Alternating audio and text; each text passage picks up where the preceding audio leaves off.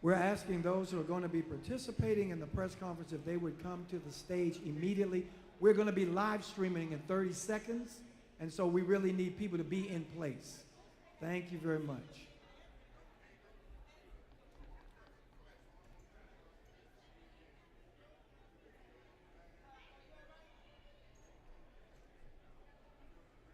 Those who are standing in the back, because we are live streaming, we encourage you to come and sit up front, if you will. Those who are still in the auditorium, if you would come.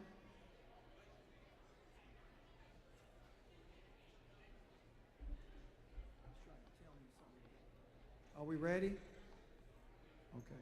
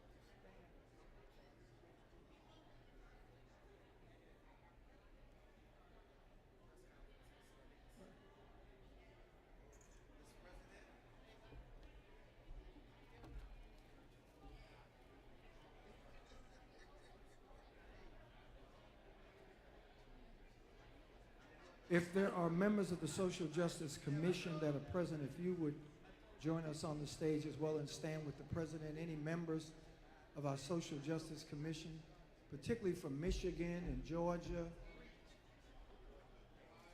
Ohio, Pennsylvania, North Carolina, particularly if you are here from those 4 states, Dr. Bland, if you are from Michigan, Pennsylvania, Georgia, and North Carolina, and Ohio.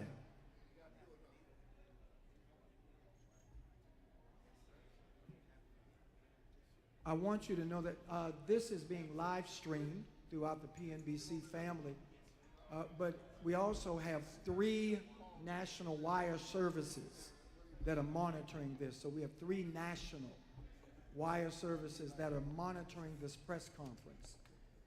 And so we want to begin. We're going to ask if, with the optics of press conference, if folk would stand with us, those who are going to be speaking, rather than sitting, if you will come and stand behind us and the podium as you stand with the President. We're going to ask if you will come.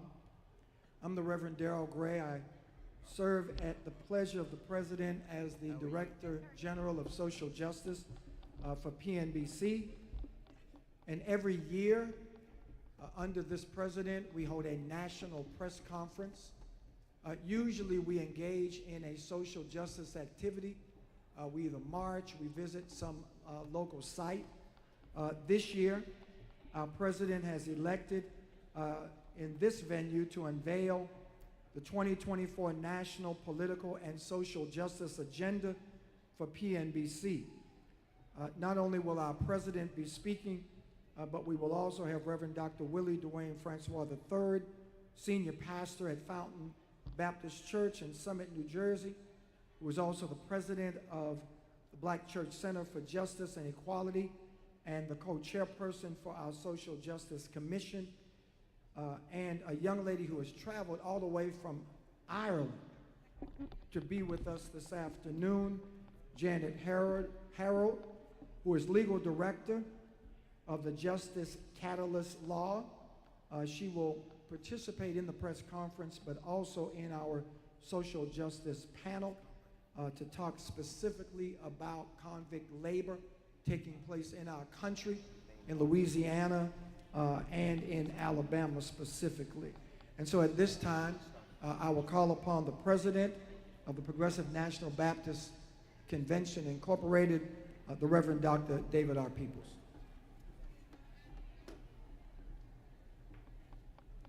Thank you, Dr. Gray.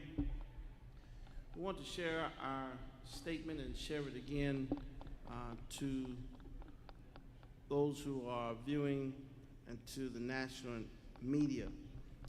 My PMBC family, we thank God that He has allowed us to assemble ourselves for this 6th annual session of the Progressive National Baptist Convention. Our witness is needed now as much as ever. We've come to strengthen and to strategize, to learn and to light, to pray and to push, to worship and to win. PMBC was organized November 14, 1961 at 10:54 a.m. at the Zion Baptist Church of Cincinnati, Ohio. And 14 states came together and 33 delegates, and PMBC was organized by one vote. So we know the power of a vote. This country knows the power of the vote, and that is why they are trying to suppress and make it harder and deny our people the right to vote. But let me tell white evangelicals that they are not the only ones that can say their candidate was sent by God. We are not political, but we are prophetic. I believe Kamala Harris, Esther, I really mean Kamala Harris. You ought to say her name. Was sent by God and came to the kingdom for such a time as this. We need everyone to help our sister Kamala Harris, who has always known that she was black, a daughter of a South Asian mother and a Jamaican father. Yes, I know Trump acts like he can't understand anything about a biracial family and background, even though he has a German and Scottish background. Which one does he wake up and want to be? Vice President Kamala Harris was born in Oakland, California. And so we ought to stop all this birther stuff. My brothers and sisters, we need everyone to register, get everyone, Puquan, Ray, everyone that we know, our friends and our frenemies, and our entire family to vote, for we believe our candidate was sent by God as well. But here we are in New Orleans, Louisiana, where they are mandating the 10 Commandments are in the schools but not required of a presidential candidate to adhere to. But what about thou shalt not make yourself an idol? What about remember the Sabbath and keep it holy? What about thou shalt not commit adultery? What about thou shalt not steal? What about thou shalt not bear false witness against your brother? Come here, Central Park 5. What about thou shalt not covet? So we come to say it's time. We've come from Kentucky and D.C. and Florida and Texas and New York and California and Illinois and Mississippi and Alabama and Georgia and the Carolinas and Tennessee and Maryland and Virginia, New Jersey, Pennsylvania, Connecticut, Minnesota, Wisconsin, Iowa, and the state of Washington, London, England, Caribbean, Philippines, Africa, and more. We are here for the King's business, to mend the broken walls and fight for our families. And so, my brothers and sisters, we've come, and we have so many things that are on our agenda. But we pray that you would understand that we are here about the King's business. And there's some things that we will be sharing about today in regards to democracy is being threatened. And PMBC is the defender of democracy, and we must not be silent. We believe in peace, which internationally means that we call for peace in the Middle East and in war-torn African countries. Project 2025 outlines an international effort to undermine democracy.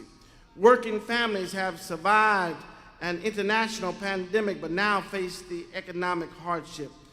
Lastly, America continues a history of war against her own people, and the police state must be addressed. And so we've come to say it's time. It's time. It's time. It's time. Before Dr. Francois, we also want to call our other co-chair of our National Social Justice Commission, the Reverend Dr. Frederick Douglass Haynes III, Senior Pastor of Friendship West Baptist Church. Thank you so much, Mr. President. Thank you so much, Reverend Gray. I've been assigned to share briefly about the threat to democracy and freedom that is Project 2025. Project 2025 represents a white supremacist vision of what they want to take this country back to. Project 2025 is the fruit of a group known as the Heritage Foundation. The Heritage Foundation was birthed in 1973 as a result of the racist backlash to the Second Reconstruction, otherwise known as the Civil Rights Movement.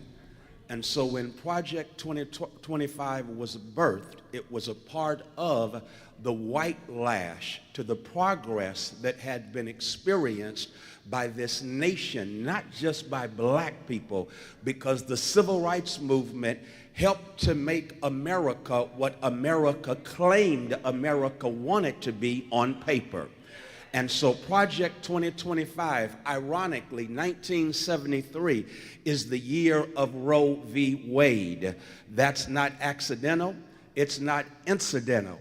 Project 2025 is rooted in the founding of the Heritage Foundation. I should say Trump's Project 2025, because we all know that Trump is doing everything now in his power to divorce himself from Project 2025, even though 16 members of his administration were a part of the forming of Project 2025. And so from now on, I will refer to it as Trump's Project 2025. Again, rooted in the Heritage Foundation, founded in 1973. I say that because Project 2025 has deep roots in a white supremacist notion where they are not new to this, but they are true to what it is they believe. 1980, Ronald Wilson Reagan is elected president of this country. 60% of the policies that were passed under Reagan came from the Heritage Foundation. It's very important to note this because the Heritage Foundation has never been about one person, but instead it's been about the pursuit of power in order to bring to fruition their plan. And so Project 2025 is dangerous. It has deep roots. And I share with you just some of the things that in essence will result in the complete dismantling of the Second Reconstruction or the Civil Rights Movement. Project 2025 endeavors to put an end, please don't miss this, to anything having to do with diversity, equity, and inclusion. It will penalize companies that engage or anything affiliated with the government that has anything to do with promoting diversity, equity, and inclusion. Project 25 dismantles Head Start, the Department of Education. Project 2025 dismantles the Consumer Financial Protection Agency. Project 2025, it dismantles the Environmental Protection Agency. Project 2025, it dismantles the Justice Department. Project 2025, in essence, dismantles everything that was brought about by the Civil Rights Movement. Project 2025 is anti-democracy. In a real sense, it is neo-fascism that that is wrapped in white supremacy in the name of white Jesus. And we all know white Jesus has been hell for black people, not to mention this nation. And so Project 25 is anti-liberty, it's anti-justice, and it's something that all of us ought to rise up in rebellion against. Let me also hasten to say it is not enough, if we are true to our prophetic calling, for us to simply confront and combat and conquer Project 2025. The question I want to know is, why don't we have a vision of liberation and justice that comes from our community, that comes from the black church? Listen, we have the nerve to call ourselves the denominational home of the drum major for justice, Martin Luther King Jr. What did King do on August 28th, 1963? He stood there inspired by the genius of that sister who had said, "I have a dream." And King then articulated a vision of what America ought to look like.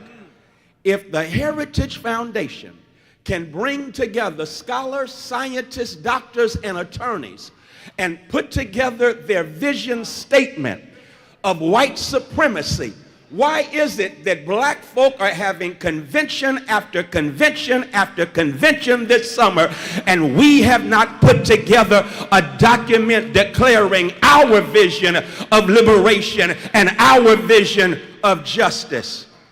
Because when we do that, we don't just defeat Project 2025.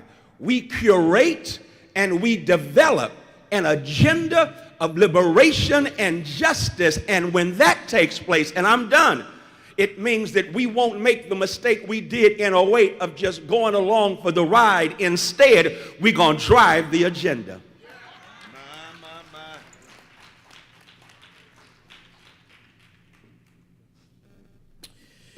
It's important for us to be here today and to lift our moral voice because we are the denominational home of the civil rights movement, not just Dr. King.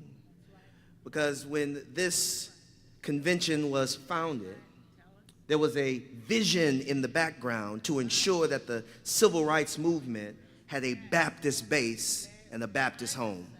Which is why it's always important for me to say that you don't have the Civil Rights Act of 64, the Voting Rights Act of 65, or the Fair Housing Act of 68 without the prophetic witness and tenor of this denomination. This is the most important election of our lifetime because democracy is on the ballot. When we say democracy is on the ballot, we are not just talking about the right to vote, and that is important too. But when we talk about democracy, we are talking about the right to have a meal, the right to go to schools for free. We're talking about the right to ensure that police officers cannot gun you down with impunity and go home with badge, bullet, and pension. When we talk about democracy, we are not just talking about how our systems of government are structured. We are talking about the right to life, liberty, and the pursuit of happiness and property. And so that is why we will vote this election cycle in massive numbers, because we believe, like Howard Thurman, that the vote is our nonviolent attack against the impersonal forces of the state that try to deny us our dignity. Mass incarceration and poverty are the twins that are intending to reforge a white republic. When we talk about democracy, we are talking about the right to not be incarcerated for being black, because being black is not a crime. We live in a country where we have racialized certain crimes and we have criminalized certain races. And this election, we are saying no more. Since 1968, we have seen an embellishment of our prison system by more than 900%. Prior to 1968, there were less than 200,000 people in our state and federal prisons. Now we have more than 2.2 million people in prisons, half of them black and brown. Since 1968, we now know that you can be lynched by police officers as if it is the law of the day. And this election cycle, we are saying that democracy is about not being overly incarcerated and not being punished into poverty. Poverty is not a result of apathy. Poverty is not a result of black laziness. Policy is a result of bad public policy that has charted out black life to be demonized, to be dehumanized, and to be trapped at the bottom of our caste system. And so this election cycle, we say no more. Because anybody who has ever been poor knows how expensive it is to be poor. And sometimes we must say clearly that the people who are in prison are not guilty, but it's the law itself that is guilty. Mandatory minimums are guilty. Criminalizing drug usage instead of seeing it as a public health issue is criminal. We are saying that the whole system is guilty and the whole system is criminal. The forced impoverishment and forced incarceration of black folk is the result of poverty and of policy and poverty, and not because of behaviors the way we like to think about it. But that's who we are as the people of faith, that we know that although this system has been in place as long as slavery has been in place, that we believe that we can say no more. The greatest predictors of incarceration and poverty in this country are segregated neighborhoods and segregated schools. Segregated neighborhoods that try to put us in places where we're literally in penal colonies that have no water, that have no flourishing education, and we are talking about places that are trapped by food apartheid, healthcare apartheid, and carceral apartheid. But this election cycle, we say no more. And why do we say no more? Because we are tired of the weirdness. Some of this stuff is just weird. It's weird to be pro-life before birth, but not pro-life after birth. It's weird to be pro-life, but still for the death penalty. It's weird to be pro-life, but against women's rights to choose what to do with their bodies to stay alive. It's weird to be pro-life, but want to abolish the education system and abolish the Department of Education. It's weird to be pro-life, but want to put billions of dollars into overseas wars instead of billions of dollars into healthcare and education and all the things that are necessary to keep life flourishing in this country. It's weird, and we say PMBC is against the weirdness that has become public policy.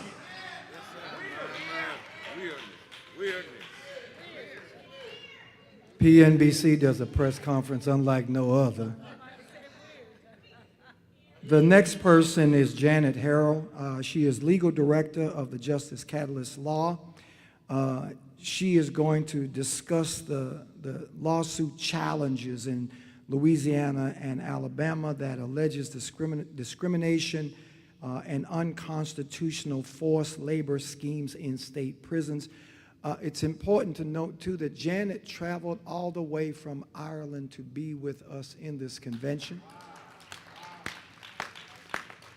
And that she will be participating after the press conference in our Social Justice Hour. Janet.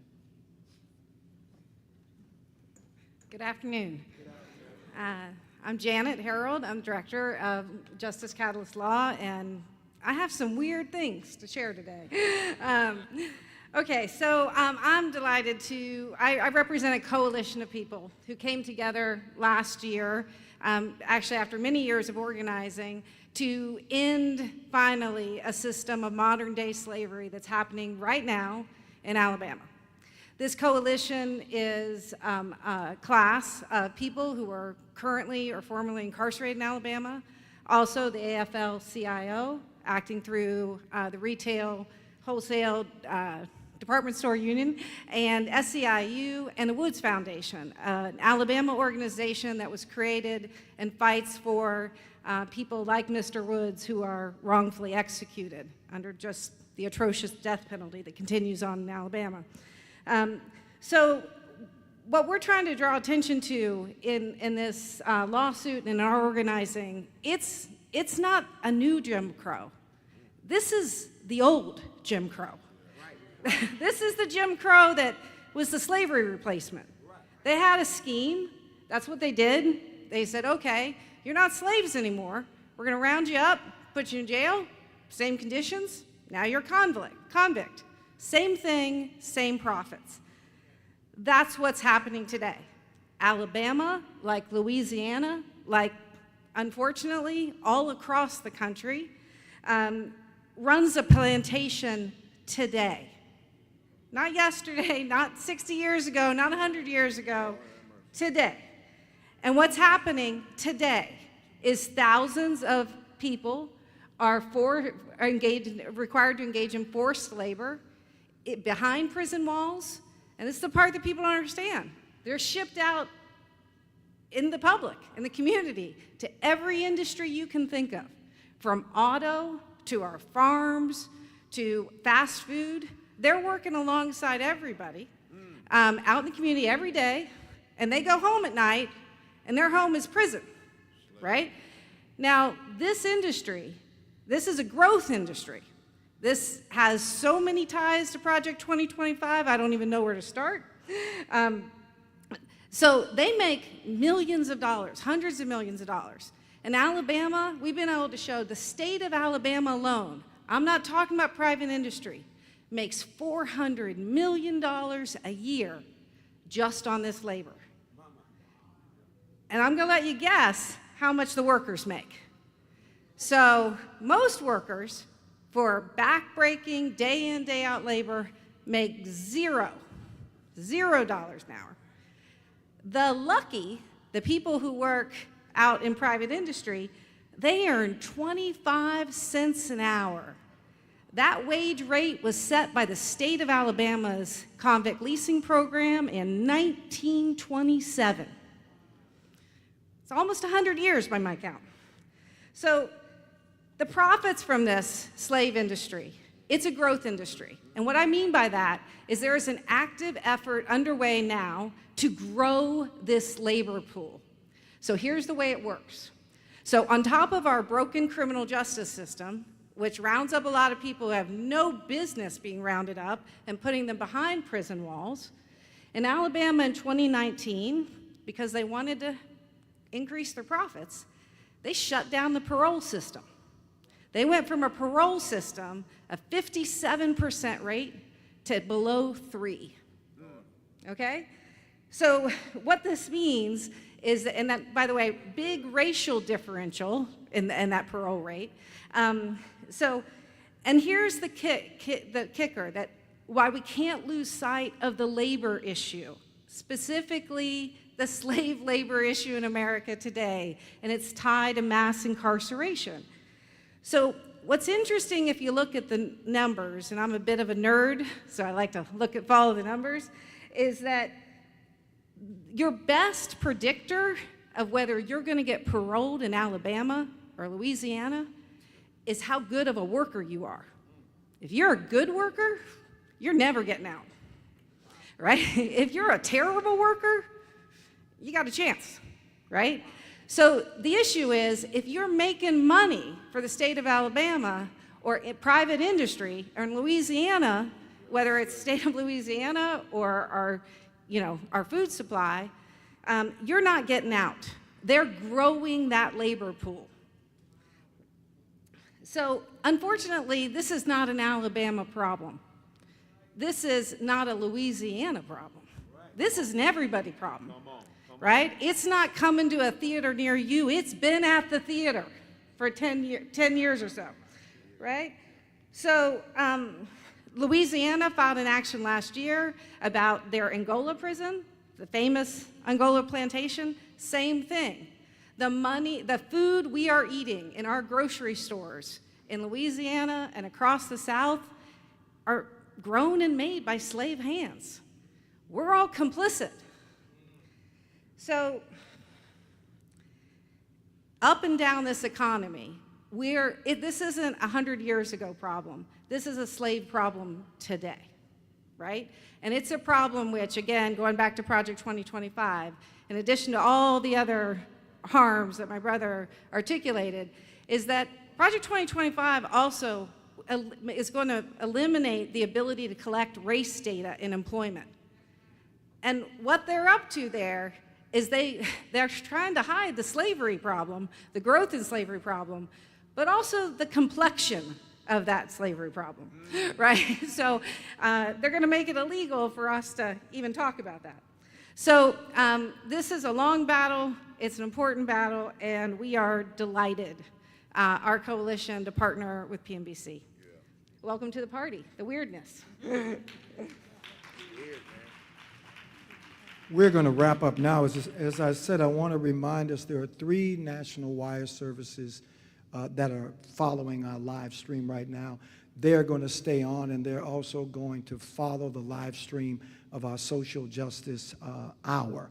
And so the topics that have been abbreviated here will be discussed more broadly in the social justice hour, and will give you an opportunity to ask questions as well.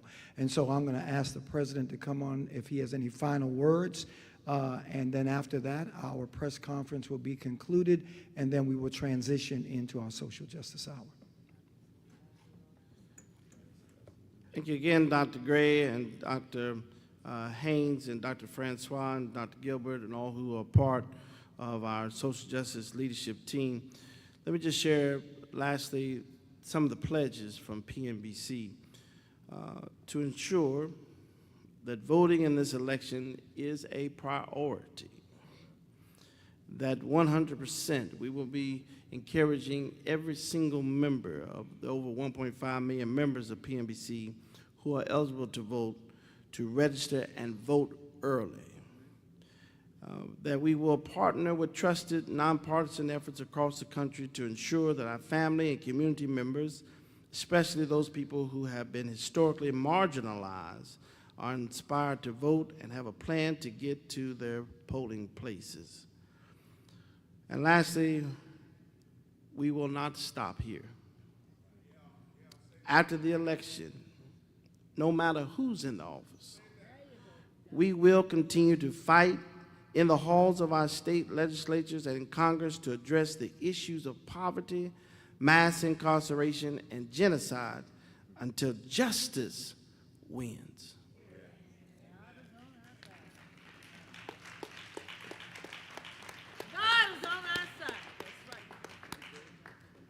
We're going to transition over now. Dr. Francois and Dr. Haynes will moderate. Our panelists will include our second vice president, the Reverend Dr.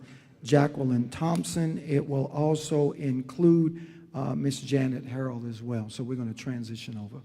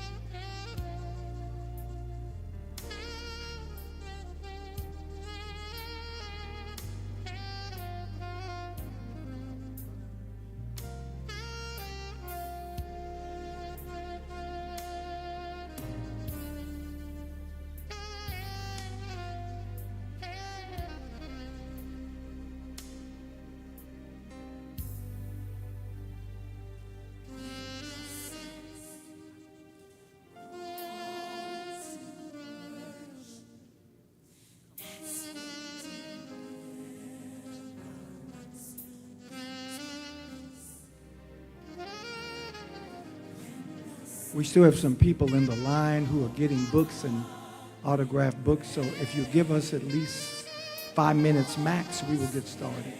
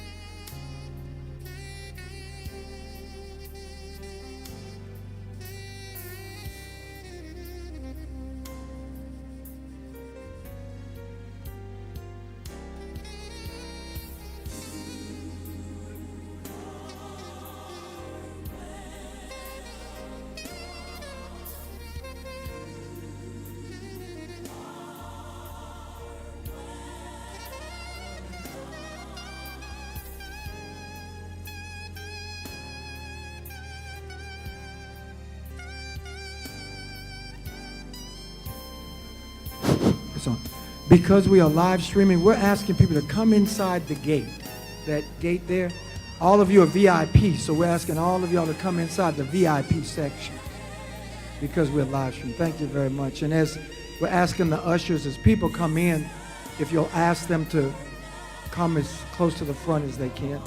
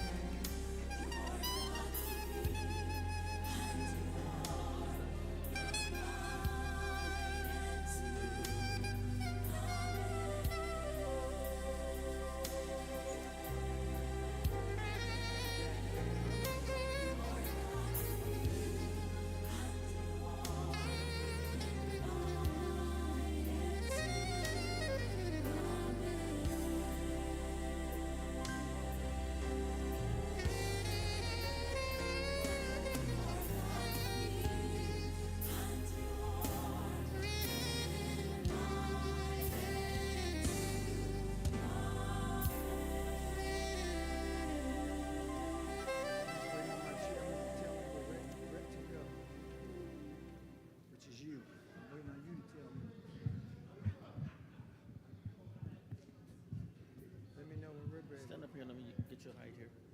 Say it again. Let me get your height. I'm tired of people not talking into me. If you don't stop.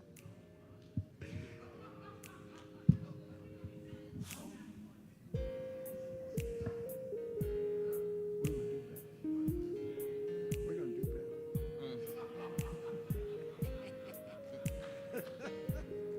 You need to stop. Okay.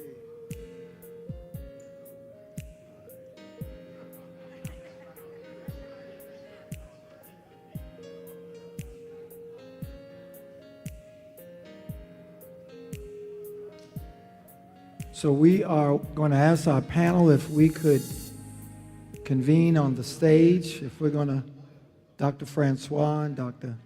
Haynes, our co-chairs, and our panelists. Just as a reminder, we are going to be live streaming. We're going to continue to invite folk to move into the VIP section, which is inside the two little silver poles there.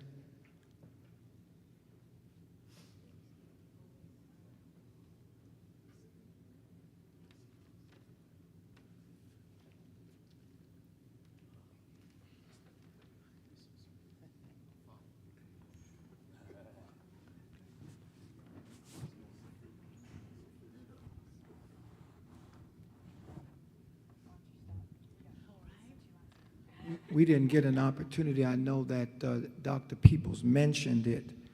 Want to also just acknowledge, I think Dr. George Gilbert had to speak at a layman's function. He is the Deputy Director General for Social Justice, and our national strategist for social justice is Ms. Deidre Reed. I tell everyone all of the information that you see going out in reference to social justice, our voter guide, a lot of our presentations, that is as a result of the fabulous work that Ms. Reed does on behalf of PNBC. I'm not even going to say she doesn't get paid, but amen, she does all of this work because of her love for PNBC. And she says, no, I don't get paid. Amen. And I also just want to mention, I think it will be mentioned, we had two panelists that were going to be here. One, the Deputy Director for Youth and Young Adult Engagement, voter engagement for the Harris campaign, and because of the storm in the East, she wasn't able to be here. And Reverend Dr. Devon Crawford, the multi-faith EMI, elimination to mass incarceration. He was scheduled to be here, and again, because of the storm, they were not able to be here. So you will see some people and hear from some people who are not on the original program, who, because of their expertise, has volunteered to share with us today. And as I indicated, our co-chairs, Dr. Haynes and Dr. Francois, will be moderating this discussion. And we're going to ask that as the panelists speak, is that they will introduce themselves. And the reason we're doing that, they'll either have a short introduction and a longer presentation, or a long introduction and a shorter presentation. Amen? And so we're going to leave that to them. And so at this time, I'm going to call upon the Reverend Dr. Willie Francois to begin this panel, and we want to thank all of our panelists again in advance. Thank you so much, Dr. Gray, and for all of you all who are here today, definitely to our President and his cabinet for the massive support that he gives to the Social Justice Commission, making sure that social justice is part and parcel with what it means to be at PNBC and to do the work of PNBC. And I am privileged to serve as one of the co-chairs for this commission, and excited about being with this great brain trust that we have put together, some ahead of time and others who have joined us today. But that's the brilliance of knowing brilliant people, that you can tap them at any moment to be a part of the creation of resources that will get us through this election. Today, we are thinking about the intersection of political engagement and ending mass incarceration, which is why this particular segment is entitled Decarceration and Democracy. And so as we wade our way through this conversation, we will leave thinking about what are the unique threats that mass incarceration pose to democracy, but also some opportunities for us to think deeply and collaboratively about what is the role of PNBC, what is the role of our churches in defending our democracy and expanding freedom as we move into this very, very consequential election. So I'm excited about the privilege to share today. I'm going to pass it over to my mentor, the Reverend Dr. Frederick Douglass Haynes III. Thank you, Dr. Francois. Anytime Dr. Francois speaks, all you say is amen, and the doors of the church are open. So what I will do is, again, appreciatively applaud our president for his commitment to social justice and prophetic witness. And of course, our gathering right now is a reflection of that. And so I thank him for his leadership. So, Dr. Francois, we have an outstanding prophetic brain trust, and so we can go ahead in light of their justice IQ and listen to their introductions, and after their introductions, we can get into some Q&A. So what we'll do, because we definitely believe that chivalry is not dead, especially in a prophetic context, we will start on my right with our amazing sisters.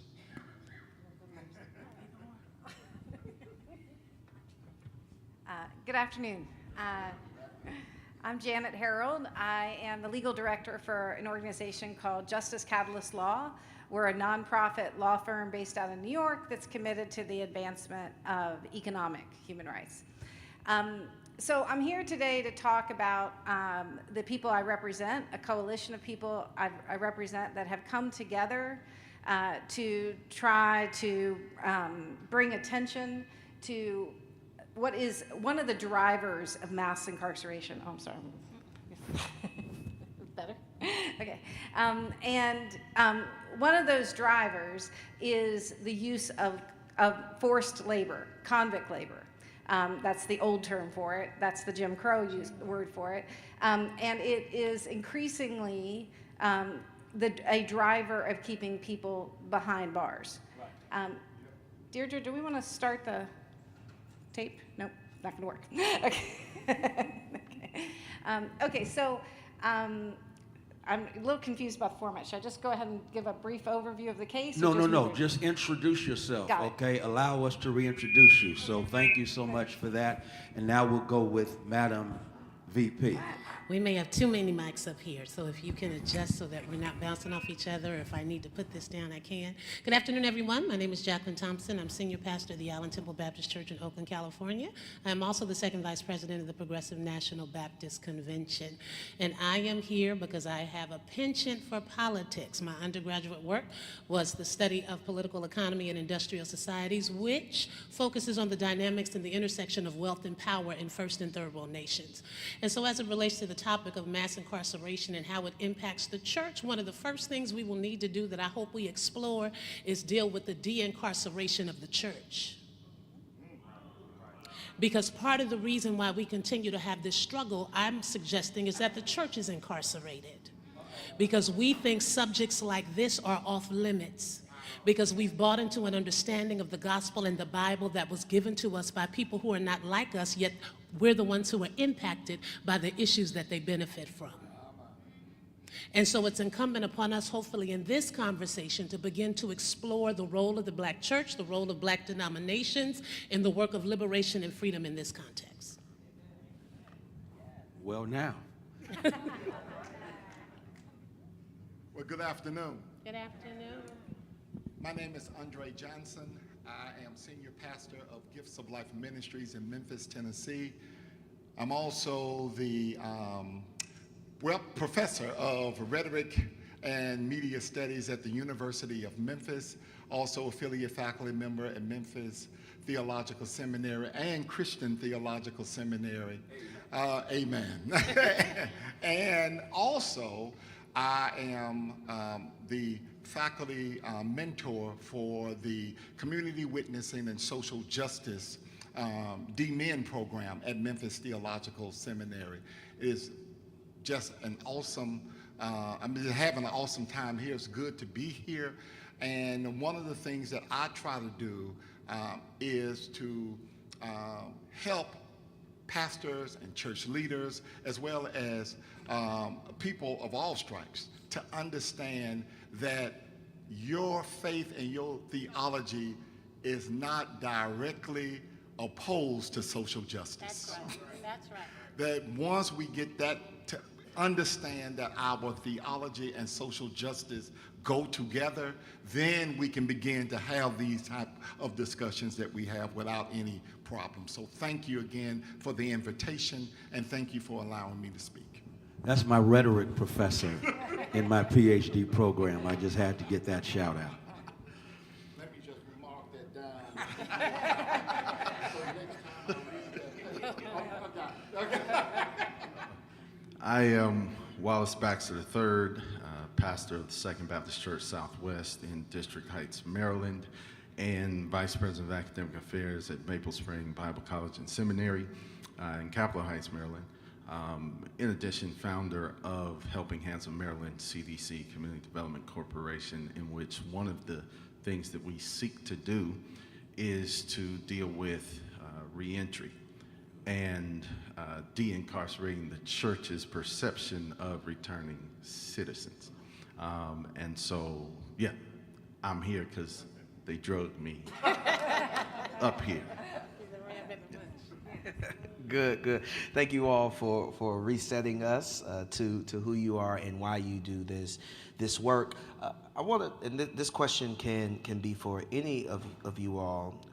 What should, as we think about being issue-based voters, and one of the things that I hate about the way they narrate black voters is that they talk about us as if we are so committed to a party instead of seeing us as issue voters the way we see everybody else as issue voters. Like, we care about ending poverty. We care about ending massacre. Those are issues that drive us to the polls. What are some of the issues that we should be taking with us, thinking about as congregations leading into the November election? Well, I'll just jump in and say one of the major issues for me is simply respect for humanity and respect for the human body. There is a threat to personhood across the board. And as you look at the various issues and various things that are being discussed, you see that as this underlying thing, that there is an attempt to basically dehumanize black, brown people in the world and in the nation, really, and especially women, in a disheartening way.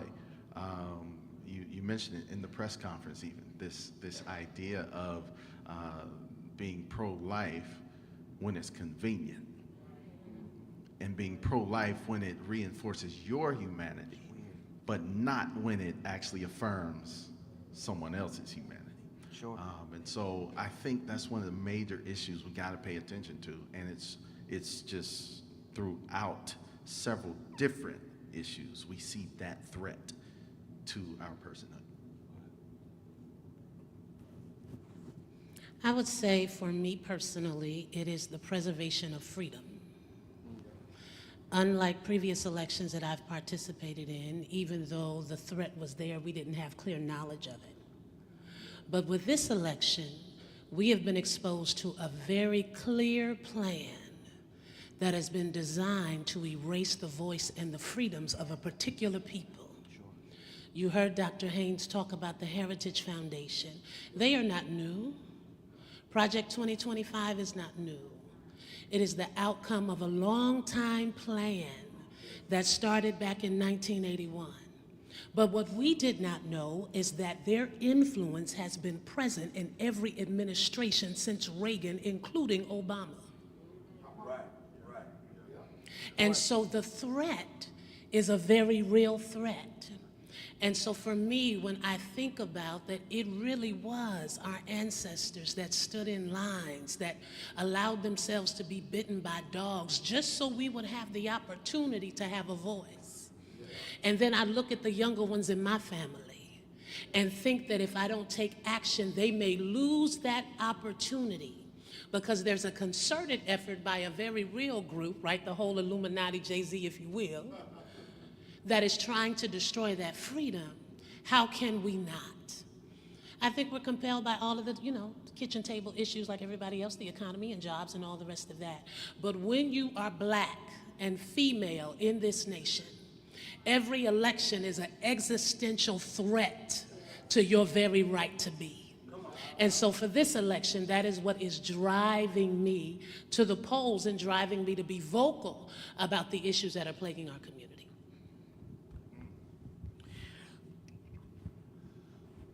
In light of the mass incarceration topic, talk to us then about the importance of the issue of mass incarceration and this election. Furthermore, since this particular session is about what? De-incarceration and democracy. Talk to us about the importance of dealing with mass incarceration if we are to really have a democracy.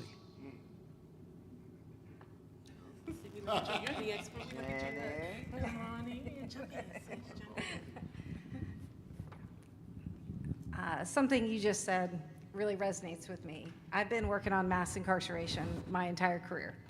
And mass incarceration has always struck me as a dehumanization project. Sure. That's the way to understand it. Sure. Right? Is that it's all just a bunch of dust and ruffles about something that we're just trying to strip rights. And I agree with you that while mass incarceration has been mostly targeted toward men, if you look at the numbers, it's the same textbook, it's the same set of rules that they're doing on women, yeah. Right? In terms of that combination, is that one of the things that's interesting in this particular election, something I've been thinking a lot about with respect to the work in Alabama, is that Alabama is one of the few states, and we've had a few, that in response to mass incarceration, there's been an effort to get the vote, not just to people with a felony conviction, but people who are currently incarcerated, right? It has always been baffling to me that we take a huge percentage of our population, more than any country in the world, and put them behind bars, and we deny them the right to vote, right? That's always been, you always have to see it together, right? It's just stripping one more human right. Well, Alabama, you actually have the right while you're in prison to vote, right? So that was just something that was snuck through in Alabama. So in relation to the parole system, the same group that decides whether you get paroled in Alabama also decides whether you get the right to vote. You don't automatically have the right to vote. You got to go before a group of people after you've been in jail and say, I still deserve the right to vote. So, and what you see is the same weird trends, and I didn't mean to use that word, sorry. It's an appropriate word, is that we spend a lot of time in our litigation and our community organizing explaining that disproportionately people of color are not, we already all knew that disproportionately people of color are behind bars, right? In Alabama, the population, just again, it's an example, I could do this in any state, but in Alabama, the population is basically 75% black, 75% white, 25% black. The population, the prison population today is 50-50. right? It used to be, right after the Civil War, the population of Alabama went from 97% black, or 97% white to 97% black overnight, right? That was the impediment. So we did all this work to show that people in Alabama are not getting out of jail based on the color of their skin, right? That is what the information showed about the parole board. And then all of a sudden, I have to say, about a year ago, I woke up and went, these are the same people giving the voting rights. I wonder what that looks like. Right. And surprise, surprise, that same racial dynamic by the same group of people not letting people out of prison is also, the law in Alabama, the situation in Alabama is if you're white and convicted of a crime, you get to vote. If you're black, not so much, right? So rarely do you see that obvious connection because we've just only started to push back on an idea that has been so tenacious. I mean, really, it started so long ago, but it's somehow we believe that because you've had some interaction with the criminal justice system, you shouldn't get to vote. I don't understand it. I mean, you have more of a right to vote, right? I mean, it's the system that put you behind bars, right? But that's what I've been thinking about. I've been thinking about how every once in a while you get a window into what's actually happening. You see what they're actually doing, that the target is actually voting rights. Right. It has been all along. Right? You know, and every once in a while, that's what I like about this little moment. You go, oh, now you're being honest, right? No, that has always been since emancipation, all the way up, has been to deny the black vote in any kind of way possible. And so when you are convicted of a crime, and we can say, okay, you don't have the right to vote anymore. All of a sudden now, let's go get all of the folk that are black, give them some sort of a crime so we can deny them the vote. So, yes. But the way that we kind of combat that, I think, though, is that we're going to have to start talking differently about incarceration and about prison. Now I'm going back to the rhetoric thing for a moment. We have a frame, and we all got something in our mind, whether we want to admit it or not, of what we think those people are. Sure. And so if those people over there, they should be over there. And we have bought into the rhetoric that prisoners are not worthy of the vote or not worthy of certain rights. And we're going to have to, as the church, step up and say, no, we are not going to play in that sandbox or in that frame any longer. We are going to change the dynamics rhetorically, and then we can begin to do it theologically as well, and then we can start to say to ourselves, well, yes, they are 100% human. They are worthy of the vote, and yes, you're right. They have more incentive to vote because they understand what the other side looks like a little bit more. And for me, I'm thinking about a whole group of people that are locked up but have not been convicted. Right. They're just sitting in jail. And it's election time. Right. We should be rolling up voting machines in jails across this country for all the people who are technically not convicted of anything and giving them the opportunity to vote. Why are we not doing that if it's all about trying to, secure the right to vote? The reason why is because we are trying to deny a certain segment, and we believe that there is a certain segment of the population that should not vote, should not ever vote, and usually in our minds, it's a black person. And when we break out of that, though, and I think we can do it as the church, when we start to embrace, change our prison ministries. Instead of just maintaining the system, preach liberation and justice In the, I've been thinking about this a lot. But again, once we begin to come out of the rhetorical frame of those people over there, and can I just say just a little bit about re-entry? So when they come back to our, they're coming back to our communities. They have to, and they're going to be looking for church homes, doing all of that as well too. But it starts with denouncing the rhetoric that they are not worthy, that something is wrong, and the jokes that we can talk about and all that. Push that aside for a moment and embrace them and begin to start working again on what it is that we can do to accept, to foment, and to holistically embrace who they are as human beings. I know that's right. So now, y'all, he just got drafted to do this, and he's talking like that. That's a bad Negro right there. I want to do a follow, because you brought up rhetoric, which I think is crucial. I think rhetoric is the result of what is systemic. And I want us to connect the dots now, because mass incarceration is systemic. It's the product of a system.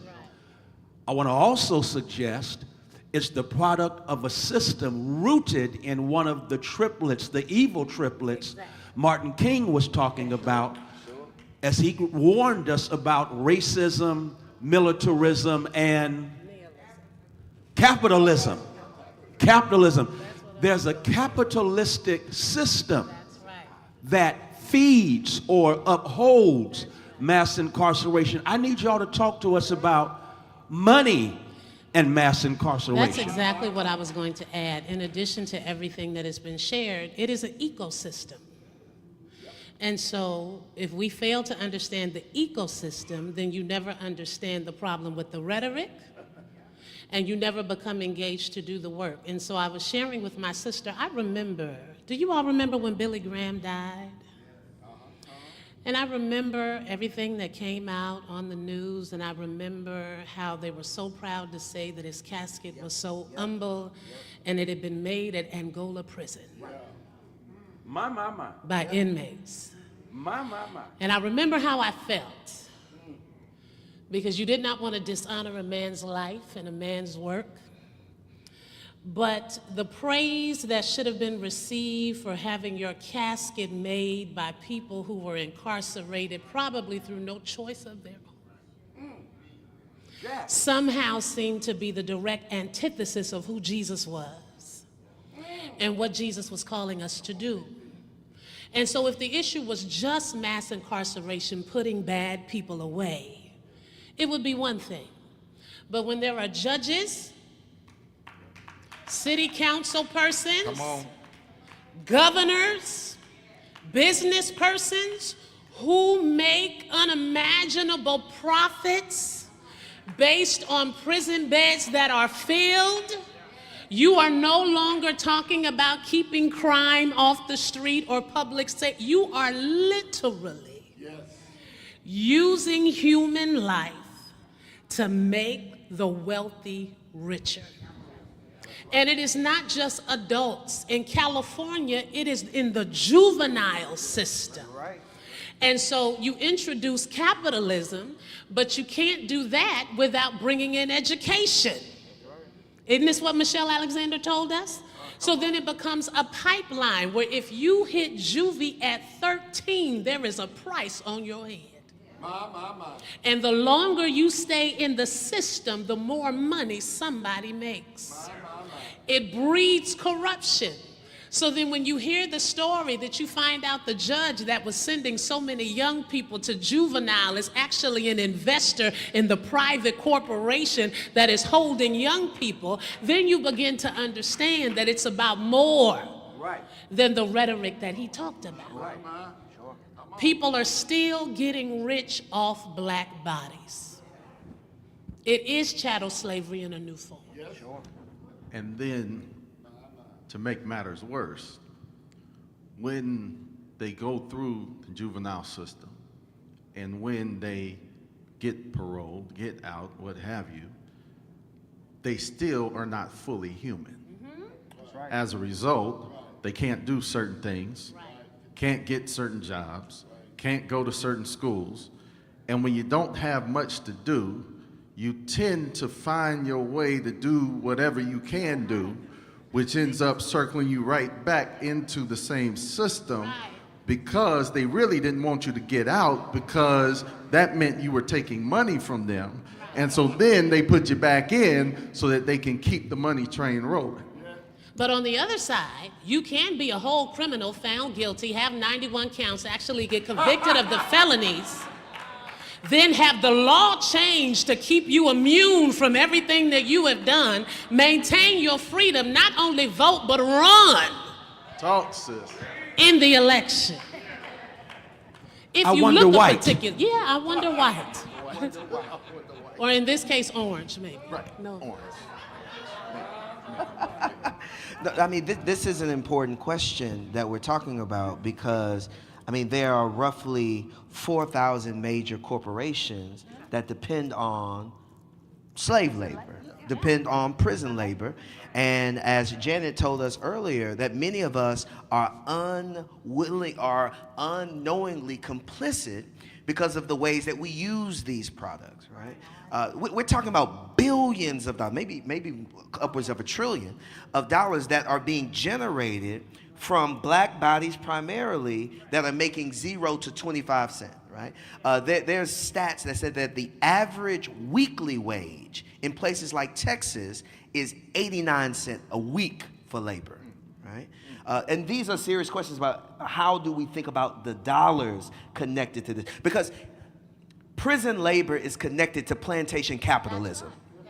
And if we can't talk about capitalism as a church because we're afraid of being labeled with the S word, socialism, right? And this is one of the reasons why churches haven't been good at naming the evil that capitalism does, because capitalism is designed to totalize and strip us of our humanity.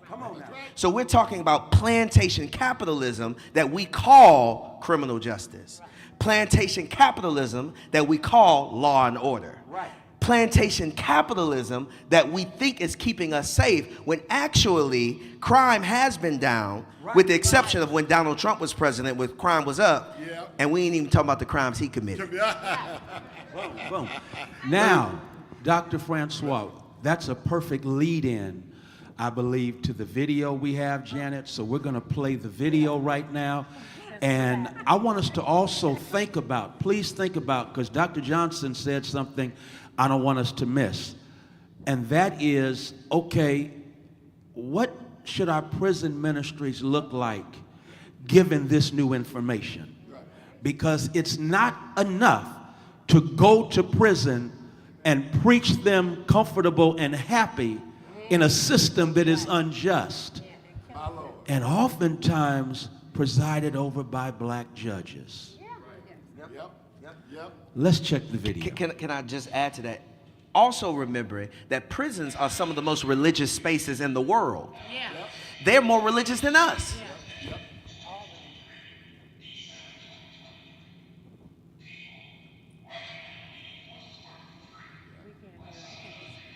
All right, hold on. Can we get the audio a little better? Because that ain't working for me. Can y'all hear? Okay, so they can't hear either, so can we No, it's not the normal quality. redo that? No. Put the speaker toward you.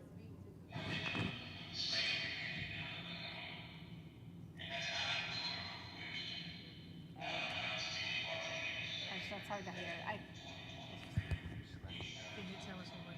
Yes. Okay. Yeah, let's so just here's what we're scratch gonna do. Here's what we're gonna do, because it's not really. My ears are old, so I can't hear that well. So Janet, just go ahead and you be the video. Okay. So the person who's speaking, it relates to the conversation we're having right now, is a man named Robert Earl Council. He goes by Kinetic Justice, and he is the founder of the Free Alabama movement. So for anybody who's never heard about that, there's basically a free every state movement, but it all started in Alabama.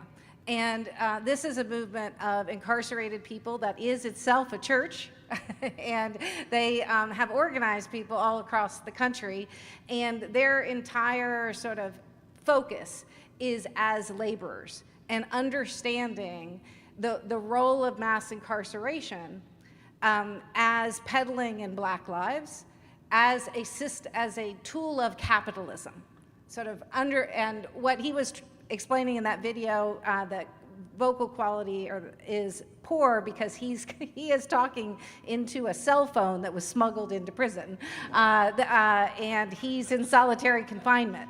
So Robert Earl, Kinetic, has been in prison for 25 years. He has served 18 of them in solitary confinement. He has been declared an enemy of the state of Alabama. They call it the Robert Earl Rule. They passed a statute in which, I mean, this is a true story, a statute and a regulation in Alabama that if you speak about organizing, if you just talk about organizing incarcerated people regarding labor rights, it's a violation of that regulation and you get sent to solitary confinement. It's called the Robert Earl Rule because that's where they've kept him.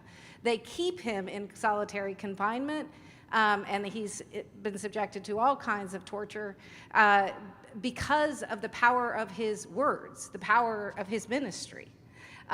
So it's he's the lead plaintiff in our lawsuit, and the entire idea of our lawsuit was, I'm going to try to channel him, is that, as he puts everything much more elegantly than I can, is that they have spent the past 2 decades trying to communicate to America, black, white, whatever color, about that their cause is not, can't be equated into some sort of civil rights, one particular set of rights. Yeah. That it's about a dehumanization project, but the driving force of this is capitalism. Mm-hmm. Slavery, before we have our current slave system, was always a tool of a capitalistic system. And our unwillingness to sort of call this out is sort of gets in the way. We don't want to see the people behind prison walls as our brothers, our sisters, our fellow laborers. We want to see them as somehow different. So our entire lawsuit, when you look at it, it is really, I mean, the solution is let everybody go, burn it down. I mean, we're not doing a neat little like, oh, let's pay damages or, you know, let's have a nicer, safer, kinder prison. We're like, no, we're done. And the reason that we're doing this is, I believe in sort of being a representative in the truest sense, is this is their idea. And their idea is everything all y'all have been doing isn't working. So why not try our idea? Why don't you approach it as if we were human, as if we were just like you, and our voices mattered, and let's just take that wall down. So it's a lot of the S word, the socialist word, was hurled against the Free Alabama movement and the Free Ohio movement and the Free California movement, but I think he's on to something. It's what they do in cities as well. For those of you who live in the district or live in certain areas, when there are certain parts of the city that you don't want to see, they build a beltway so that you never have to see the challenged part of the community. And when you can't see something on a consistent basis, it's easier for you to otherize them and not see their issues as your own issues. It's the same thing they're doing in Gaza. Same thing that they do in banking. Same, and so when you speak of it being a system, and when I speak of it being an ecosystem, it is the way that things are connected and that they continue to show up. And so I'm making a pivot, but please pivot me right back. So this is why we are telling people you must vote. As black people, they make us think it's about personality. It's not about personality. It is about platform. It is about issues. It is about who is most likely to look at you and see you as a person and be willing to open the door and have a conversation. Say that. It is not about you putting, so we love the fact that she's black. We love the fact that she's East Asian. We love the fact that she's an AKA, at least I do. We love the fact, right, that she's a bison, at least I do, the real HU. We love all of that. But if she was anybody else, the challenge would still be the same. Who is willing to engage the people who are most not like themselves? Come on. My. That's the whole word. In light of that, we're here, PNBC, and Dr. Francois, you laid something out that I think can lead into the question of a more holistic prison ministry. One of the things we do at Friendship West, we have a list of those companies that benefit from prison labor, and we educate our membership about that as a part of our prison ministry, because we don't want you supporting these companies. And how powerful would it be if there was a mass coordinated black church effort that said we are listing everyone benefiting from prison labor, and we are calling for all who are conscious and conscientious and followers of Christ to say we are not going to support you as long as you profit from slave labor. So talk to us about prison ministry, 21st century style, that is more liberative than religious, So I know evangelical. I know I'm not the minister on this panel, but I have. We want to hear from you, please. I have a couple of thoughts. So one is, if you were to imagine that, one of the tells, right, is you have all these companies, and it does run the industry. We were just joking, you can't buy anything, that are profiting from this forced labor enterprise. But the tell is that we have people who work every day at a Wendy's, right, or at a Burger King, or you name the job in a factory.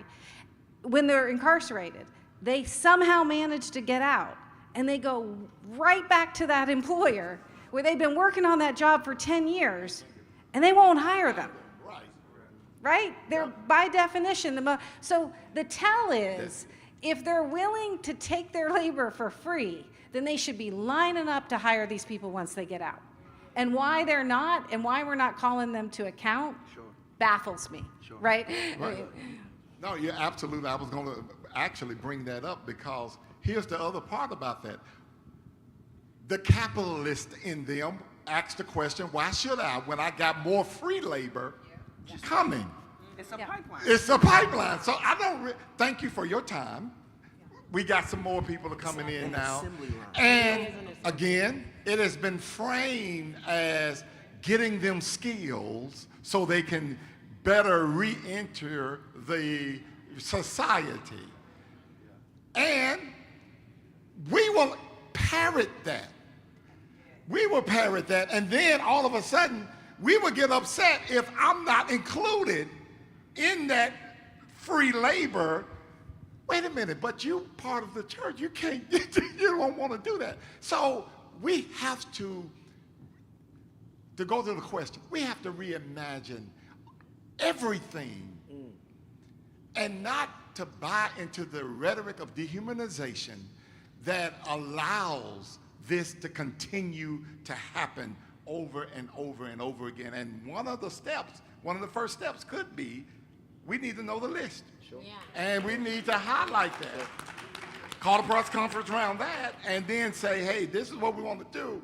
And do not fall for the fatalistic things that happen within a social movement by saying it's so big that we don't know what to do. Start with someone and make that person the example, and hope, the prophetic hope is, oh, I don't want to be like that company. I'm going to get my ducks in a row. So you got to start somewhere. And so a lot of times we just say, oh, it's too big, we're going to just keep rolling. No, we have to start somewhere, and that might be a great starting point. And then beginning to educate all of our members and all of the people that we come in contact with about this.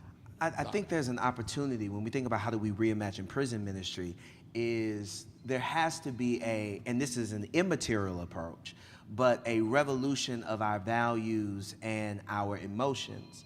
Because what I have witnessed over the years is many of us go into prisons as prison ministry to preach, to teach, to worship with a saviorist complex. That we are going in there to save them. And what do we get in return? We get this big emotional experience. We leave with this self-gratification. We can't really do Jesus-based ministry if it's about making us feel good and us having these big emotional experiences about saving them. We're weird. Because it's weird. Because prisons, I'm going to say it again. I go into a prison once a week. Prisons are some of the most religious spaces. Many of them are already saved.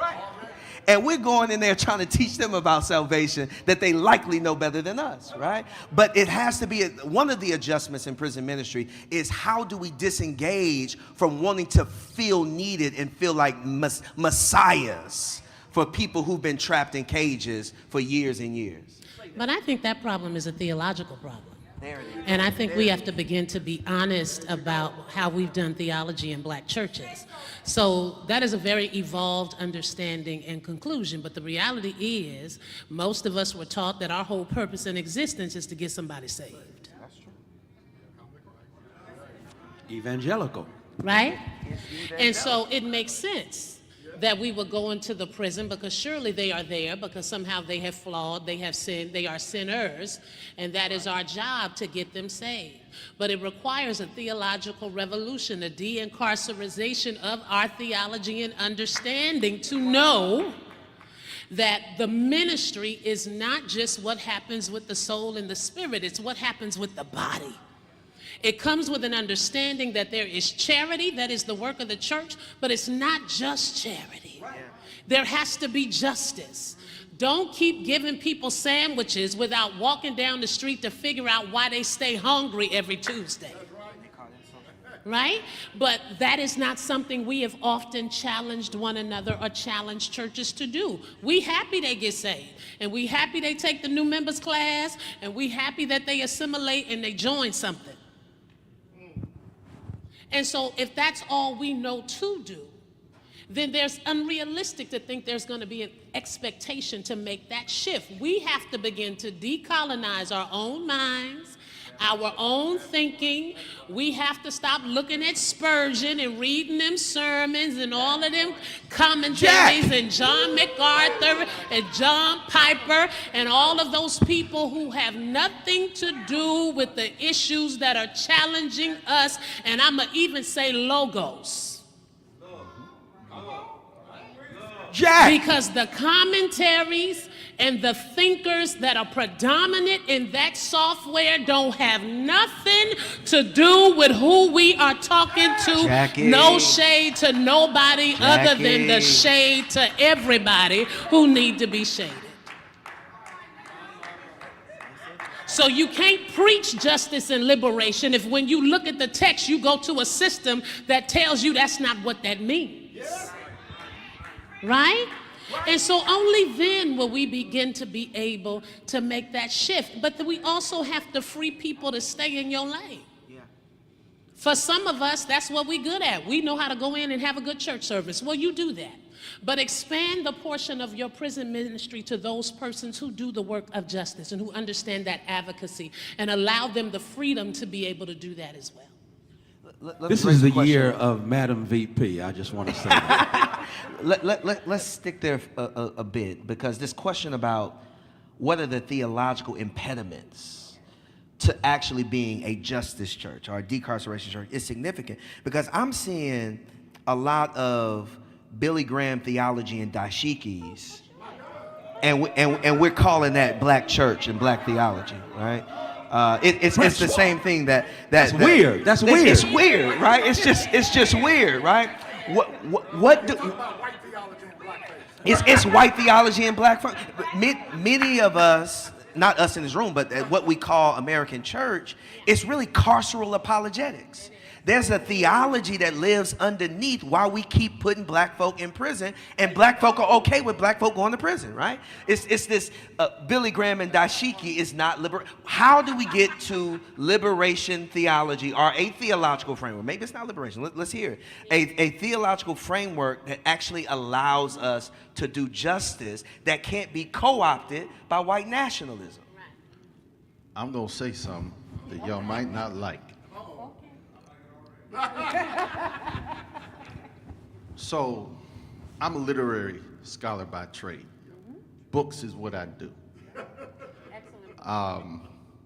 Sometimes the preacher has to understand that they aren't always the ones that have to live out theology in certain spaces.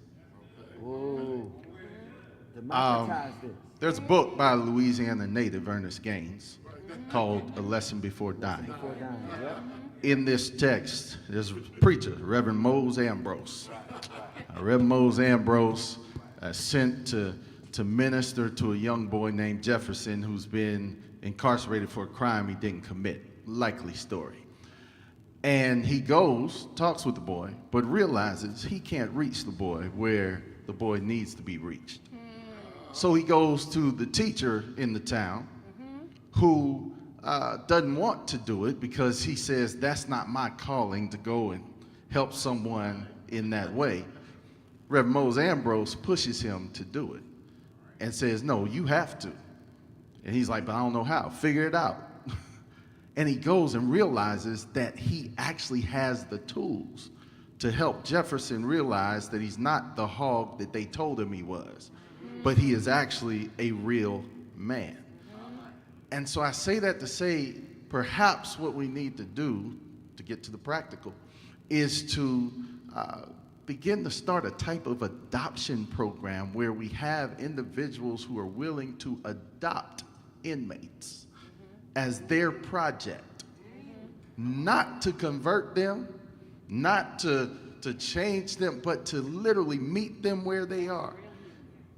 The teacher, Grant Wiggins, in the novel, gave Jefferson a diary and just said, write down whatever is on your mind. And when they meet, they talked about whatever was on his mind. Sometimes we just gotta meet people where they are, and by them writing, by them talking, by them articulating their deepest struggles, they end up actually tapping into the essence of the Spirit, which will liberate them without you having to tote your Bible in there and do all the hooping, hollering, and shouting. That's good. But I don't think enough preachers, pastors, ministers, particularly in the black church tradition, are willing to do it because that doesn't feel good. It doesn't make you feel good when you're not the one going in.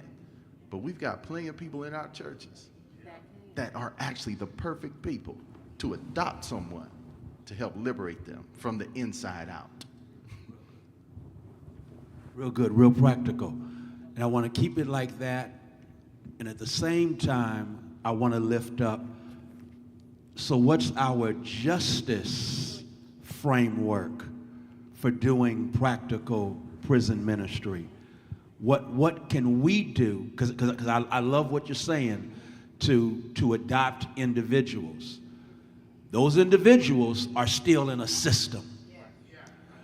What's our prison ministry justice approach that we need to look at as well? Because I think it's both and.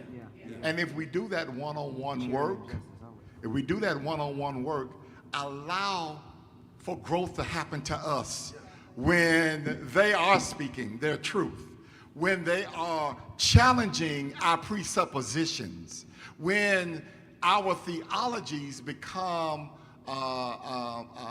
locked and we get frustrated because we can't get out of it, but here is someone with a different perspective or a different way of looking at it that can help us to grow and to develop and to begin to realize that maybe we just don't have all the answers. And we can honestly say that and feel good about it. And I bring that up because part of our ministry, I think you know this, but part of our ministry at G Life is my wife has a ministry. She has a company, Conflict Resolution Company, but she's been going to the prison, women's prison in Henning, Tennessee for the past 5 or 6 years on a weekly basis, working with conflict resolution. Just having people to talk and no preaching or anything like that, but just talking about how people are dealing within the prison system about conflict, and come to find out that much of the conflict that are between the people or the quote inmates is really the struggles and the pain and the suffering of being in a system that is just dehumanizing. That the only way that I can lash out is with somebody close to me. Sure. And when they begin to start doing that, and Lisa begins to open up, and then we all begin to open up and understanding how someone can feel burdened, but somehow once they open up, find joy and peace and happiness in that space and in that place.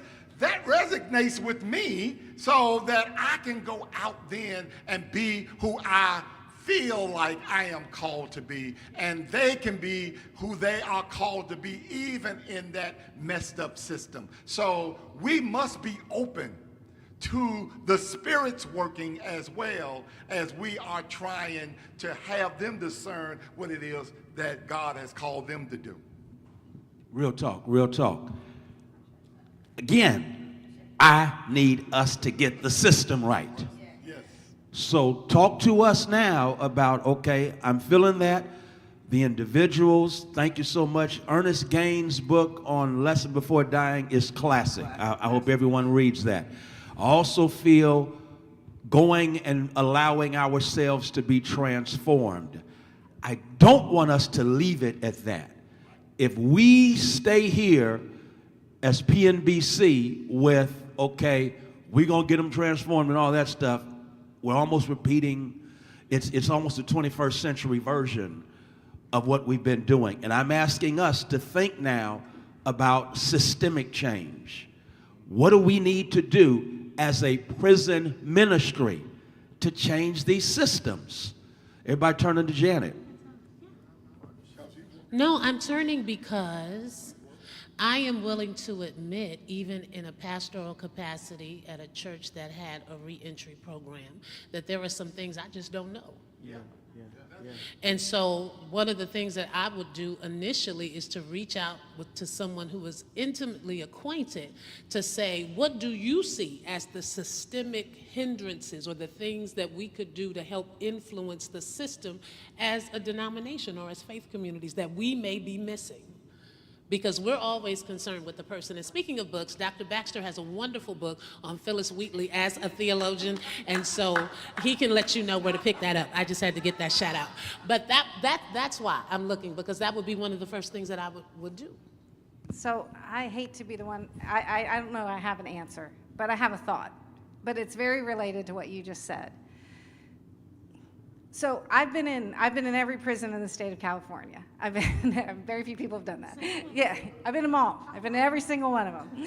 And I've been in every prison in Alabama. And here's the thing that I think it is our problem about attacking the system, is that this dehumanization project, this otherness project, has worked. The people inside prisons we have succeeded in making one community two communities. The truth is, we don't show up. We're not there. We don't, I spend a lot of time thinking about the savior complex. It's a joke between me and my clients and everybody I talk to that I'm not saving them, they're saving me, right? And is that there's all these impediments, and that have gotten worse. I just wanted to footnote, since the pandemic, they have actually shut down visitation across the country. Right? So the only people who are getting in are ministers, And that's a pretty big burden to put on the ministers. And people don't know that. Basically, lawyers and ministers were the only ones getting through. So now you have to can only communicate via email, and you got to pay by the line per email. I talk to families all the time. We're paying $400 and $600 a month to communicate with their loved ones, their dad, their brother. So I do think that part of the systemic change is increasing the amount of contact, because there's so much we don't know because we bought it. We bought the thing that was sold, which is that we are not one. We are different. They are other. And those barriers are getting higher and higher. So I don't have one solution, but I would say that there's just not enough contact. There's just not, because it's as if we think they're different. And that's why we don't show up at parole hearings. We don't show up when they're dealing with something tough, like losing a family member or missing their daughter's graduation or whatever it is, because they're behind bars. We're not there. And it's just, so I think the adoption idea resonates with me, because it's like, we just need to be more present. And then we can know the system we're fighting for. I think we just don't see the system. Real talk. So, If I could say that, I think there are a couple of ways at this, Doc. One is there's several states where DAs and judges are elected. We have to make sure that the people who have the capacity to send folk to jail actually represent our justice values, right? That's a serious intersection in that part. The other piece is our prison ministries can be engaged in issue-based organizing. Can we have a policy arm connected to our ministries? And this policy arm is important because, I mean, how prisons function the way they function because laws allow them to function the way they function. People go to prison the way they go to prison because laws pave that pathway for them. So we have to have serious conversations about how are we engaging the very laws that are creating the pathway to prison anyway. And then the last thing I would say about this is, how are we doing community education? Who's educating the corrections officers about what it means to be a humane carer of another person? Who's educating a warden on what it means to run a prison? And in fact, maybe some of us should ask our children, our nieces and nephews, if they want to go into the criminal justice and corrections fields, they need to go into it with this type of posture that's connected to decarceration and liberation. If we continue to stay away and distance ourselves from the processes, it will continue to be a replication of white capitalism that destroys black women's bodies, black men's bodies. We have to get engaged on a structural level through voting, through education of the people who have these jobs, and also through policy advocacy through our prison ministries. Yeah, I agree. And adding your component about getting the list of those corporation companies, what have you, I think that's that kind of holistic approach, that both-and approach that we look for, and then it's just a matter of pulling it together, codifying it, letting folks see, here's the blueprint, putting it out there. Add real quick, because I was going to say, the starting point is there, because that would encapsulate everything that we all have been talking about. You can start pointing. That's the foundation. That's the platform to get first, we bring attention to the problem, and the problem then is exposed, and then we begin to start to do the even tougher work on elections and DAs and sheriffs. Please don't forget your sheriffs run the jail system. They run the jails. Your sheriffs are real powerful people in our communities. So we need to have justice-based sheriffs and DAs. And then we got to go to the state legislature, because if you get a DA like we do in Shelby County in Tennessee, then you get your Tennessee State House trying to come up against them with new rules and regulations to stop them from being justice-oriented and trying to help out, which would be better, as we all know, for everybody, because we won't be spending as much money as we spend by incarcerating human beings. Can I add one more thing? And I just have to say this because I really am consumed. And so one of the tenets of Project 2025 is a presidential training academy where they are actively recruiting people, training them in that doctrine so that if a president is elected that affirms that particular position, they already have a pool of people in order to put into those offices that will now fall strictly under the control of the president. But wouldn't it be wonderful if one of the things we could do as PNBC is perhaps partner with the CBC, so that when we have our conventions for the members of our congregations that are interested in politics or interested in running, we have our own justice curriculum, our own humanity curriculum, where they are required in order to come and train with us to do politics like Jesus, Dr. O'Berry Hendricks, treat the needs of the people as holy. Because what happens is we know we need to elect these people, but when they come to us and say, do you have somebody that can run? We don't. But there are people that are interested, but if we can identify them collectively and then create something where they can come and be trained, not only on what justice is, but what justice looks like. I think it could do a change. And we need a black think tank. We need our own black think tank in addition to the ones that we have currently. And we got that in our denomination, at least in PNBC. And we got it like that. Come on now. All right, so I'm being told we got to shut it down. So can we have I know they're trying to closing shut it down, but comments? we can make her a member. You can become a lifetime Exactly. member. If you give Exactly. $1,000 in So any one moved. program here. you So can I second. So moved. So can we have closing comments? Okay, so what I'm going to ask you to do now is, my boss has said we have to have closing comments and a call to action. So we started with the sisters. Oh, you going to do the call to action? We're going to do it together? Okay, so can they take 2 minutes? They'll take 2 minutes, and then we're going to wrap this thing up. So we started this way, so we're going to go this way and then back here. Okay, so let's go. Doc. We have an opportunity this election. We know what's out in front of us. We know what the landscapes are. We are some of the most consistent voters for justice issues in the country's history. We do not become the country that we are even today and what we are trying to even make better without our consistent votes on the issues that help everybody. We know what the landscape is. It is time for us to come together and do what it is that we all know that we are called to do. Thank you. I'm going to say that in this call to action is mostly just to tap into what it means to be in isolation. What I mean by that, I encourage all of you to go to a monastery on your own personal silent retreat.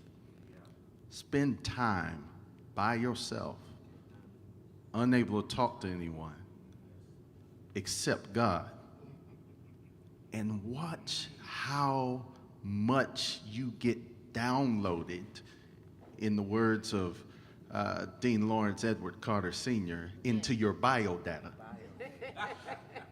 Watch how much you get downloaded in just a 1, 2, 3, 5 day span. And it will totally change and transform and liberate your perspective of what these inmates go through. They spend a lot of time by themselves. They spend more time than you and I do communicating with God. It'll transform your approach. And so that's the challenge.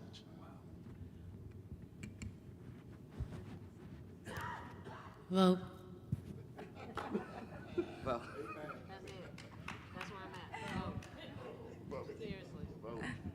So I'd say two things. One is that we spend a lot of time talking about voting and the importance of up the ballot. Mass incarceration is about voting down the ballot. Down the ballot. The DAs, the local, right, is what is dividing our communities and is tearing our communities apart and allowing sort of the, let's call it excess capitalism, slavery capitalism, to keep going.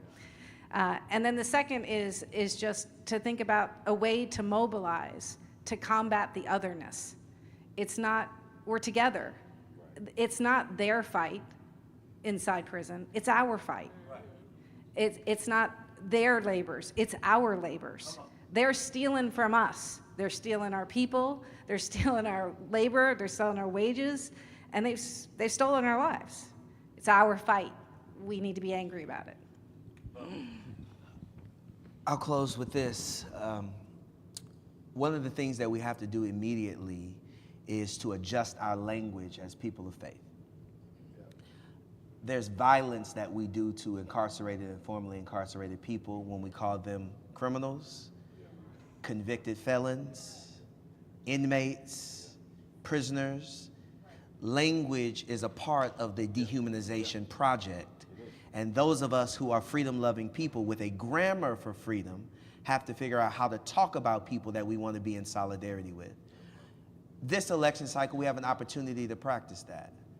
There's a woman who was incarcerated in Alabama who challenged me one day because I called Donald Trump a convicted felon. She looked at me and said, how can you be somebody who's committed to abolition and freedom and you're still using the same language they used to harm me in public? Donald Trump is not disqualified from the presidency because he's committed crimes. He's disqualified from the presidency because he's an immoral, ahuman person who is only interested in power, and he's a danger to women, he's a danger to democracy, he's a danger to workers, and he's a danger to what it means to do business in this country. To be a person with a criminal record does not inherently make you unable to lead and serve. This may be unpopular. I want to live in a country where somebody with a criminal record can become president because that's what it means to be a democracy. As long as it's not Trump. As long as it's not Trump.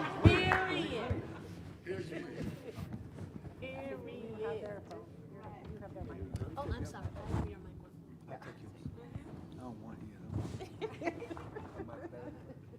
Her mic's better than your mic.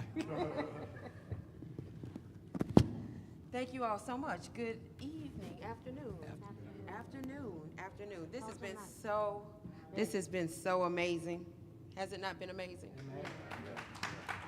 So I loved when they said, my name is Deirdre Reed. I serve humbly on the Social Action Commission, helping to support. Yes, I'm speaking in the mic. Y'all, I don't even want to be up here. I'm gonna just be honest. This is just I just need y'all to know that part. Like, I'm being forced up here. This is forced labor. But I wanted to make sure that we just put a fine point to our call to action. We are they said we need a think tank. This is our think tank. This is Black excellence. This is like, all I can think of is because this is the week of the Olympics, right? And so I've been watching the runners and how they're passing the torch. You know what I mean? The runners and like the other runners in line and they're holding their hands out.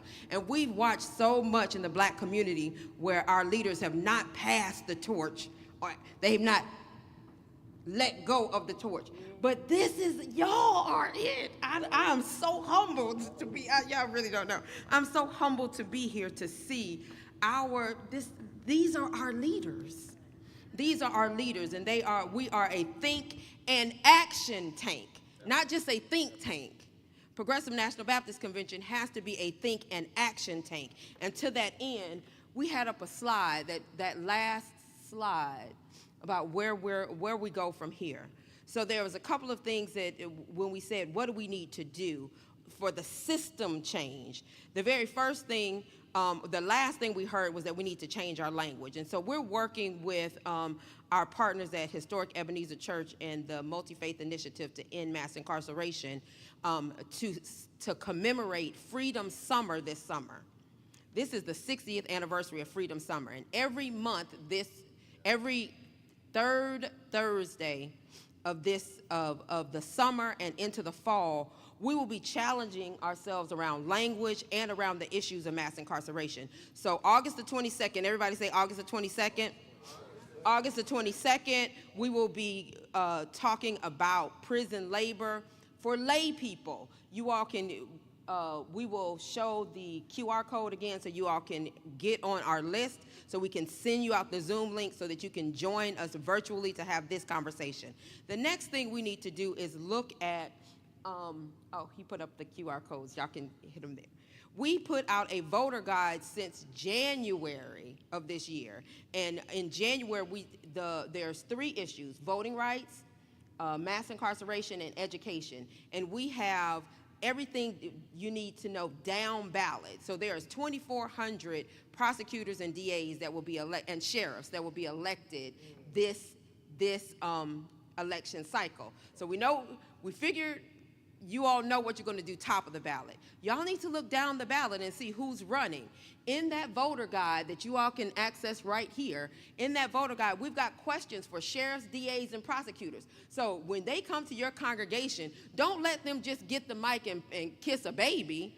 We're asking you to ask these questions. What is your policies going to look like for restorative justice practices?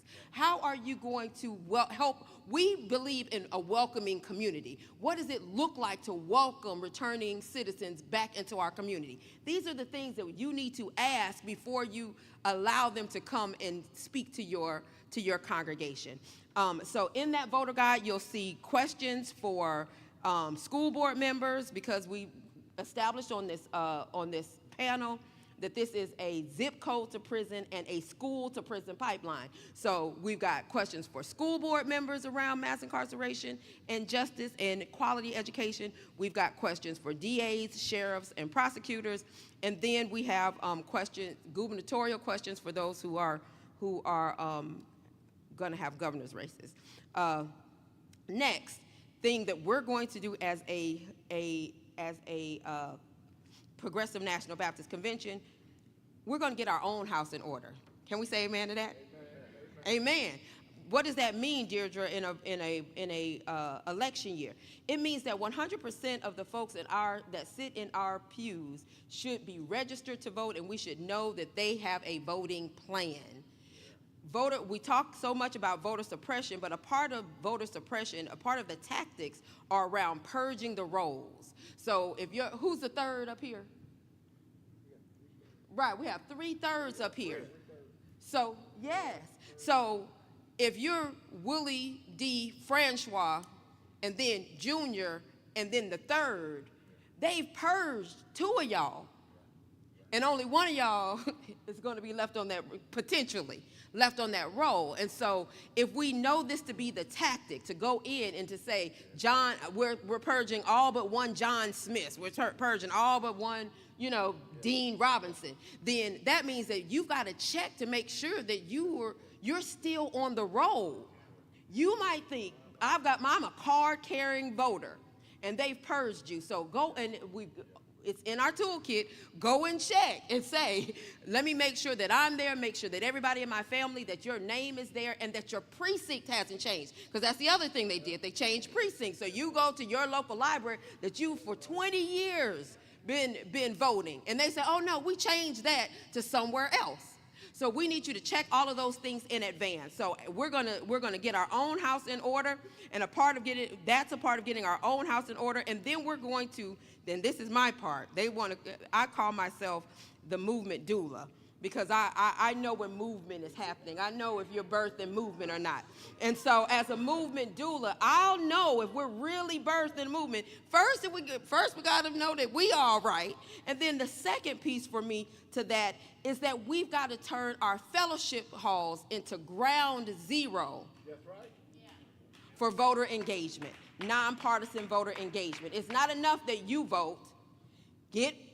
I love my president, Pookie and Ray Ray and them to vote. That's what he said. We got to but that's in our house. That's a term of endearment. It means I know you.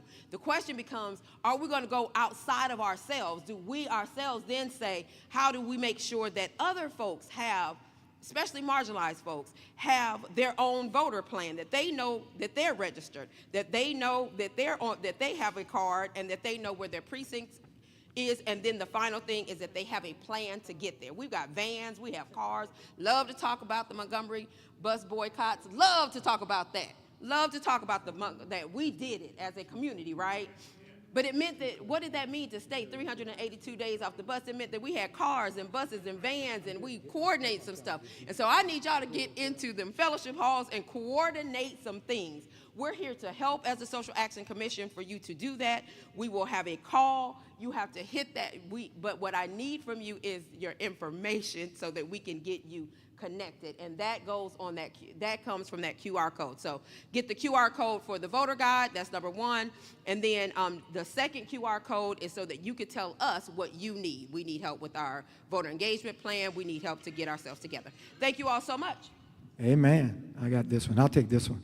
We're wrapping up. We need 3 more minutes. I counted. I tell you how important this is. I looked around and only 6 people left. That's how important this session has been. Only 6 people left. From the time we started till now, and I counted, only 6 people left. We need 3 more minutes of this. I want to remind those who received the email from Minister Francis in Imperial 12 at 3:30, that meeting on the 4th floor. I want to invite Ernest Corvington, who is the Executive Director for Amnesty International USA. He's going to take about 2 or 3 minutes. This is one of our partners. We want to recognize our partners. And as soon as Ernest finishes, the Deputy Director General for Social Justice will kind of close us out in prayer. Dr. Gilbert, we want him to just come on up. That way you're already up here. We want to thank y'all. Give this panel. We have our Think/Action tank. And we're going to make sure that we've visited most of the regions. We've had social justice panels at most of the regions. We want to make sure, moving out of this convention, out of this annual session, that we're taking our social justice panel road trip actually on the road. And so we want to make sure that we're doing a social justice hour and a half at every regional meeting. And so call us, and we've been doing it on our own dime. We've been going on our own dime. And so just continue to be in prayer for us. Again, just a great panel. Thank you all very much. I especially want to thank Janet. Everybody did great, but Janet, again, came all the way from Ireland. She was over there. She came back just to do this. We just want to thank you again.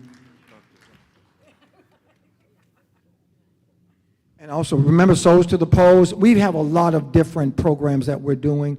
We'll make sure we get all this information out to our leadership, regional, state, local leadership. We'll make sure we do that. Check out our voter guide. Ernest, you're going to come. I know we don't have a whole lot of time, but we just want to make sure we give time to our partners. Thank you. Just a quick correction. Dr. Gray was trying to give me a promotion, but I'm just the director of gun violence prevention with Amnesty International. Last year, we've created a partnership with the PNBC and Amnesty International USA around our gun violence work. And I'm here all week. I don't want to take too much time. I'm here for the rest of the day. We could talk about how we can get together and work on gun violence in your community. Gun violence is a human rights crisis. If we want to say why is this a human rights crisis, we've had 335 mass shootings this year. 145 children from 0 to 11 have died by gun violence thus far this year. 349 are injured, so they got to live with that trauma of gun violence this year. 722 teenagers, 12 to 17, have been murdered this year alone, and we still got the rest of the summer to go through. And I could go on. In the black community, 18 to 24 men gun violence is the #1 killer for men, 18 to 24 black men. For women are at that same age 8 times more likely to die by gun violence than their white counterpart women. So gun violence is a human rights crisis. We have to really deal with it. We can't deal with it alone. Just like the conversation they was having today, that's part of that onion, as well as the education system, as well as the lack of food in communities. All of those are pieces of the onion that deals with gun violence that we have to peel back and address. We can't work in silos on one particular issue. Unfortunately, in our community, we got to deal with all of it because it's all hindering how we're going to progress as a community. So we don't have the incarceration issue. We don't have the gun violence issue. But if we don't deal with the education issue, we don't deal with the lack of fresh food in the community issue, we don't deal with the fresh water issue in our community, then we're going to continue to have these issues. So Ernest Coverson with Amnesty International, if you want to talk about gun violence in your community, especially if you're in Florida and Georgia, we're going to be working on some state legislation this year. Next year in January, as has been talked about, elections locally, gun violence legislation locally has turned left. In Florida, just recently, I think last year, we got concealed permitless carry legislation passed in Florida. Now individuals can buy a gun, never get permitted, put it in a pocket, and walk down the street with it legally. We have other states in that same situations. Some states are doing campus carry. 18, 19-year-old can go on campus, can't drink, but can carry a gun in a backpack. Now just think of how immature our 18, 19-year-olds are on a campus that then illegally drink, get into a fight, but they got a pistol in their pocket and could carry it legally because their state legislature have allowed campus carry to be passed in their state. And so we have those local, as somebody talked about, those down ballots. We have to deal with those because these state legislatures are doing some real damage in our individual states because our federal government is not doing federal law to deal with these gun violence situations. So all of that is going on, and so I'm here. Please, if you want to talk about gun violence, how we can connect you with organizations in your community that's doing the work as well, I would love to talk to you. Thank you. Let us stand.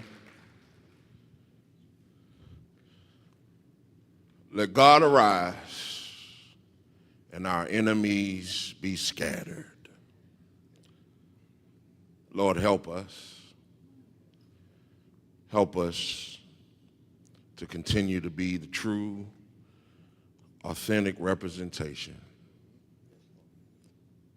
of your name, of your work, of your spirit. Help us, Lord, to not get weary in well-doing. Help us, Lord, to continue to stand when others are sitting. Help us, Lord, to continue to speak when the room is silent. Thank you for these soldiers that are in the room. Lord, there's no big eyes or no little U's. We need everybody. And so, Father, help us to stay together, to march together, and Lord, to be your mouth, to be your hands, to be your feet. Lord, you keep talking, we're going to keep listening. You keep directing, we're going to keep moving. And Lord, we just ask that you bless this convention. Help us, Lord, to step up to the plate and not be afraid to swing for a home run. This is your boy, George. In Jesus' name, amen.